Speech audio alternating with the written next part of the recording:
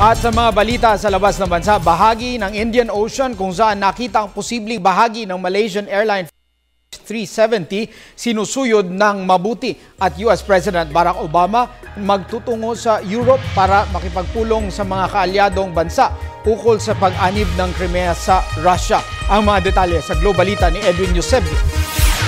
Sa halos 2 linggo nang nakalipas, natalakay na sa maraming usapan sa buong daigdig ang posibleng mga senaryos sa nawalang eroplano ng Malaysia. Pawang mga tsorya at mga posibilidad pa rin ang mga pag-uusap hinggil sa pagkawala ng Malaysia Flight 370. Natalakay na rin sa karaniwang aviation class ang mga impormasyon gaya na lamang ng satellites, passport security, kapabilidad ng 777 plane at maging international communications. Nangangamba naman ang ekspertong si John Gaglia na maaring nagmamasid lamang ang mga terorista. May 4 na dekada na si Gaglia sa aviation at bahagi na ng National Transportation Safety Board. Aminado siya na terrorist acts pa rin ang hinihinala niyang nasa likod ng pagkawala ng Flight 370. Organisado na aniya mga terror groups at napatunayan na ito subalit sa ibang eksperto, posibleng gawa naman ito ng mga baguhang terorista. Sinabi naman ni Max Abrams, professor ng terrorism sa University, marami pang mga pag-aaralan kung gawa nga ng terorista ang pagkawala ng Malaysian Airline Flight 370. Sa ngayon, nakasentro ang paghahanap sa eroplano sa karagatang saklaw ng Australia.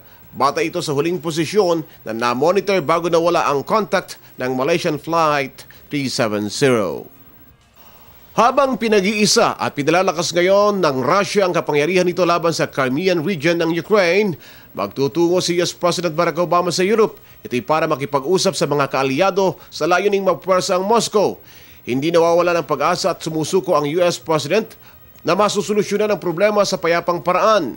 Idinin ni Obama na nagpapatuloy pa rin ang diplomasya sa pagitan ng Estados Unidos at Russia.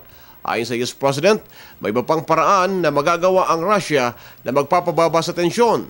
Isa na rito ang pakikipag-usap ng mahinahon sa pamahalaan ng Kiev na may suporta ng international community.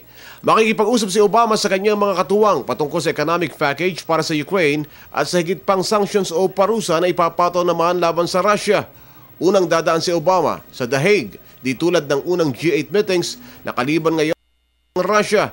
Inanyayahan na ni Obama ang kanyang mga counterparts sa G7 countries para sa sidelines ng Nuclear Security Summit kung saan tatalakayin ang paghihiwalay sa Moscow mula sa grupo ng mga superpowers. Huling magiging destinasyon ni Obama sa Europe ang Rome para sa unang pakikipagkita naman kay Pope Francis hinggil sa paglaban sa kahirapan at hindi pagkakapantay-pantay.